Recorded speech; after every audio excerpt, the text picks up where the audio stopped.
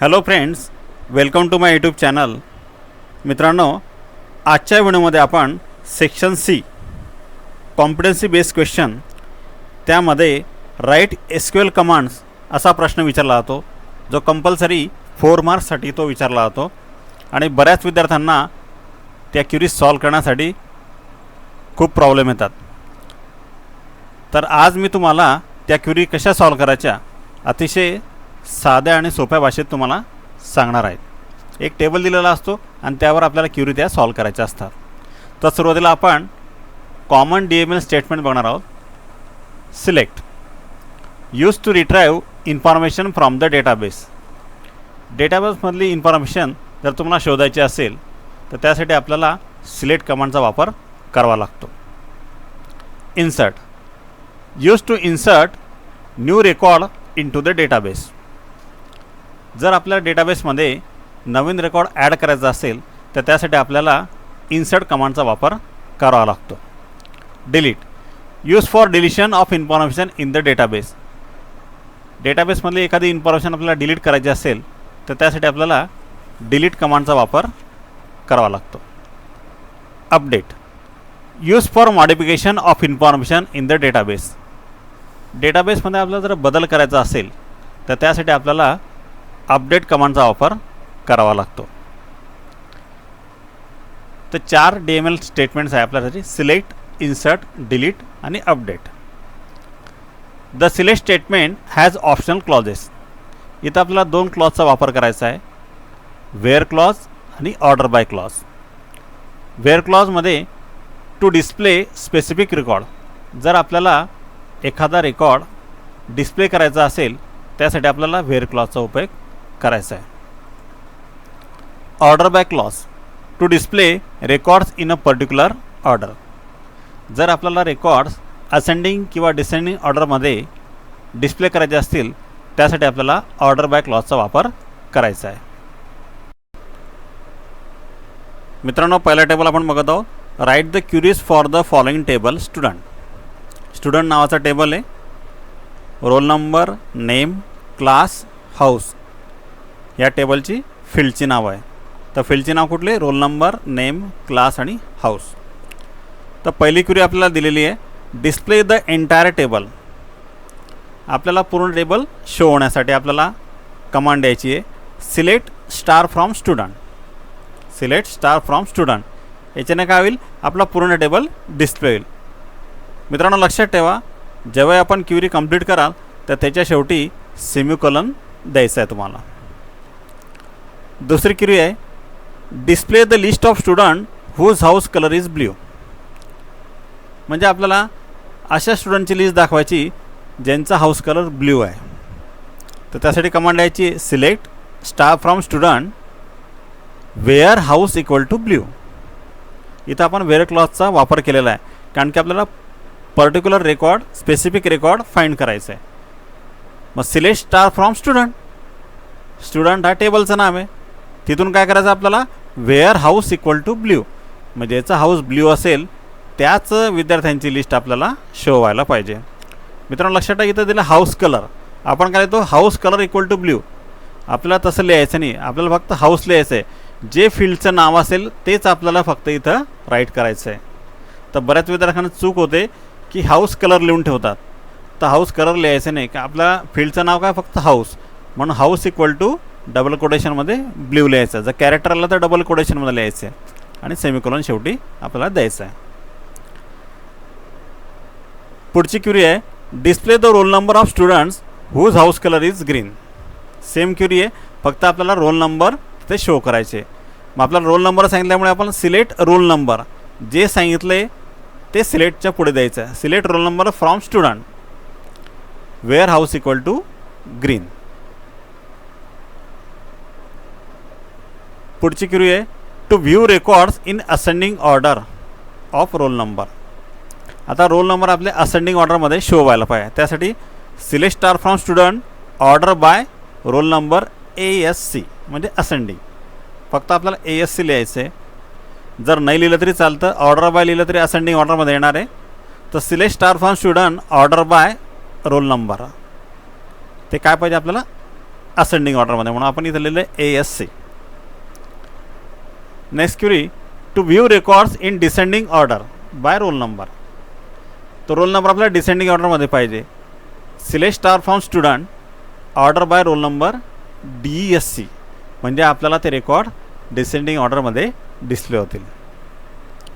Next query, display the records of class 10 student, म्हणजे जे class 10चे student आहेत त्यांचंच फक्त रेकॉर्ड दिसले पाहिजे.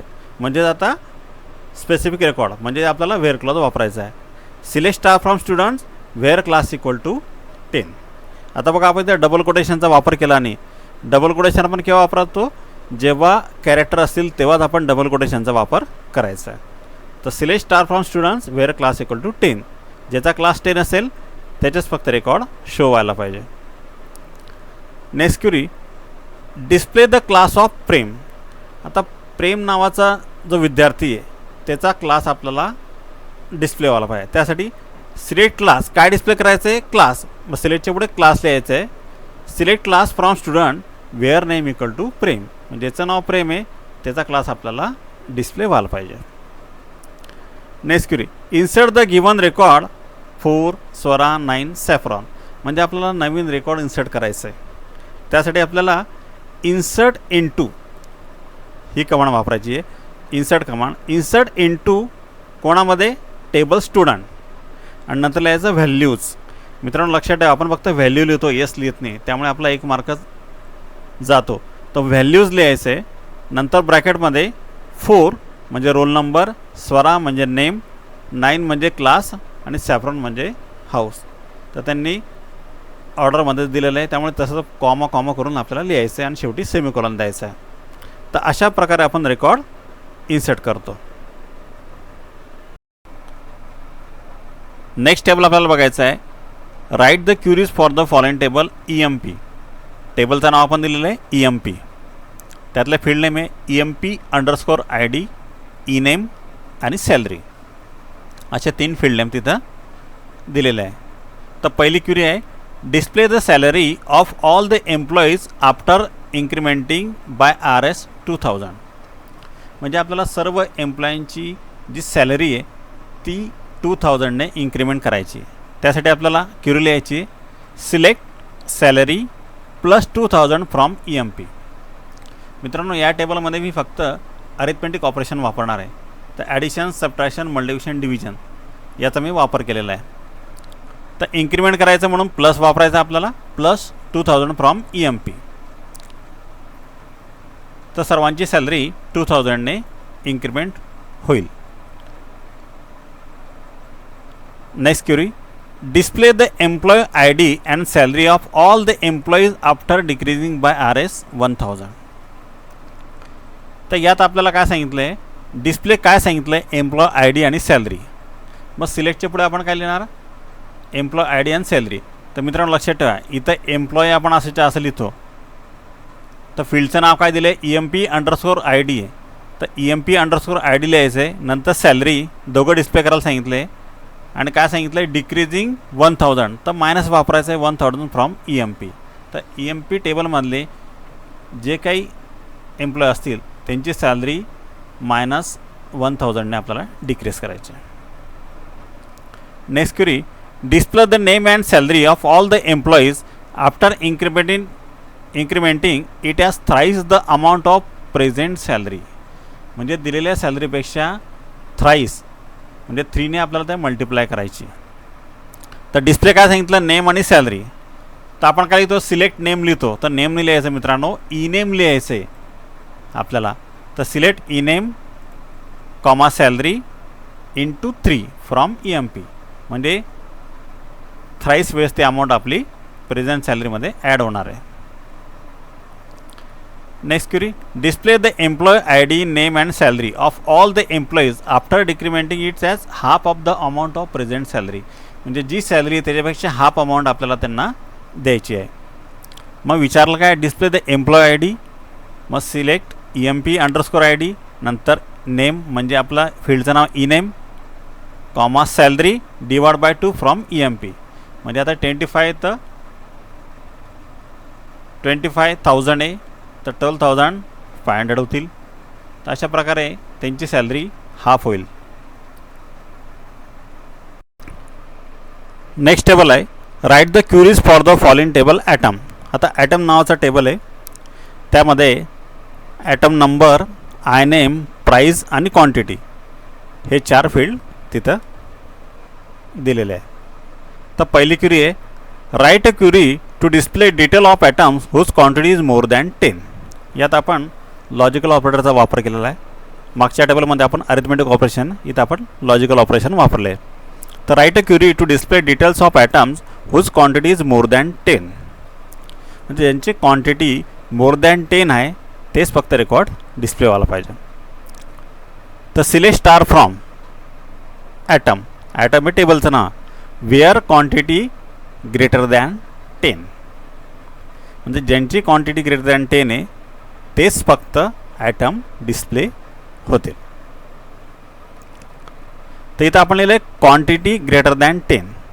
आपण इथं ग्रेटर दॅन लिहिलं आहे, तुम्ही काय लिहिता मित्रांनो, greater than equal to. Greater than equal to म्हणजे ज्याची व्हॅल्यू 10 आहे तो पण इथं काय विचारलं आहे, whose quantity is more than 10, ज्याची व्हॅल्यू 10पेक्षा जास्त आहे म्हणजे 11 पासून, तेच फक्त ॲटम डिस्प्ले व्हायला पाहिजे. Next query write a query to display detail of items whose quantity is less than 20. जे क्वांटिटी लेस दॅन 20 आहे तेच फक्त ॲटम डिस्प्ले आलं. मग select star from item where quantity less than 20. Next query display details of items whose price is more than 10 and less than 20. आता असे atoms आपल्याला display करायचे ज्यांची प्राइस 10पेक्षा जास्त आहे आणि 20पेक्षा कमी आहे. तर select star from item where price greater than 10 and price less than 20. असेच रेकॉर्ड आपले डिस्प्ले होतील. मित्रांनो, या क्युरीमध्ये जर बिटवीन शब्द वापरला असता, तर इथं आपलं इक्वल टू आणि इक्वल टू आला, म्हणजे ग्रेटर दॅन इक्वल टू आणि लेस दॅन इक्वल टू हा शब्द आला असता जर बिटवीन शब्द त्यामध्ये राहिला असता. तर पुढचं टेबल आहे write the queries for the following table item. मित्रांनो, मी तोच टेबल घेतलेला आहे आणि त्यावर आपण क्युरी बघणार आहोत. तर या टेबलमध्ये मी फक्त अपडेट कमांडवरती क्युरी घेतलेला आहे. पहिली क्युरी आहे write a query to increase the price of all item by RS2. Write a query to increase the price of all items by RS2, म्हणजे जे काही ॲटम्स आहे त्यांची प्राईस ₹2 ने इन्क्रीमेंट व्हायला पाहिजे, इन्क्रीज व्हायला पाहिजे. त्यासाठी update item set price equal to price plus 2. Update नंतर टेबलचं नाव घ्यायचं आहे ॲटम आणि सेट वापरायचं आहे.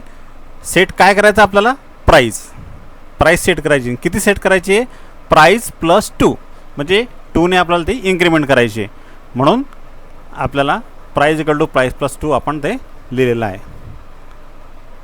Second query write a query to decrease the price of all item by RS2 whose price is less than 20. आता आपल्याला इथं डिक्रीज करायला सांगितलं आहे ₹2 ने, परंतु त्यांचीच ज्यांची प्राइस लेस दॅन 20 आहे त्यांचीच फक्त. मग अपडेट ॲटम सेट, अपडेट टेबलचं नाव सेट. काय सेट करायचं आहे, price equal to price minus 2 ने कमी करायची, पण कोणाची, वेअर प्राइस लेस दॅन 20, ज्यांची प्राइस 20पेक्षा कमी असेल त्यांचीच फक्त प्राइस -2 ने कमी होईल. Next query increase the price of pen by RS4. आता पेन जो ॲटम आहे त्याची प्राइस 4 ने इन्क्रीज व्हायला पाहिजे. तर update item set price equal to price plus 4 where INM equal to pen, म्हणजेच INM पेन असेल त्याची प्राइस +4 ने इन्क्रीमेंट होईल. Change the item name from sharpener to stapler. मग ज्याचं नाव शार्पनर होतं त्याचं नाव स्टॅपलर व्हायला पाहिजे. इथं शार्पनर दिलं आहे ॲटम 305ला update item set I name equal to stapler. पहिले सेट करा, काय नाही द्यायचं. नंतर where I name equal to sharpener, म्हणजे ज्याचं नाव शार्पनर आहे त्याचं नाव आता व्हायला पाहिजे stapler. Replace the item number of 303 from notebook to file. आता 303 मध्ये काय दिलं आहे, नोटबुक दिलेलं आहे, तर त्याचं नाव आपल्याला फाईल करायचं आहे आता. तर त्यासाठी update item set I name equal to file, जे चेंज करायचं ते पहिले घ्यायचं. Where item number equal to 303, म्हणजे ज्याचा ॲटम नंबर 303 असेल त्याचं नाव काय व्हायला पाहिजे, फाईल. तर अशा प्रकारे आपण अपडेट कमांडचा वापर करतो. मित्रांनो, अपडेट कमांडचा वापर म्हणजे टेबलमध्ये चेंजेस होतात, मॉडिफिकेशन होतात. तर अपडेटच्या सर्व कमांड्स मी इथं घेतलेलं आहे. मित्रांनो, मी 4 टेबल कवर केलेले. 4ही टेबलमध्ये मी तुम्हाला एकामध्ये अरिथमेटिक ऑपरेशन, एकात लॉजिकल ऑपरेशन, एकात अपडेट कमांड आणि एकामध्ये सिलेक्ट कमांड आणि इन्सर्ट कमांड, या सर्व कमांड मी कवर केलेला आहे. त्यामुळे तुम्हाला परीक्षेला काही प्रॉब्लेम येणार नाही. तुम्ही या 4ही टेबलचा अभ्यास करा, म्हणजे तुम्हाला 4 मार्क्स पूर्ण मिळतील. मित्रांनो, व्हिडिओ जर तुम्हाला आवडला असेल तर नक्की लाईक करा, शेअर करा आणि सबस्क्राईब करा. धन्यवाद.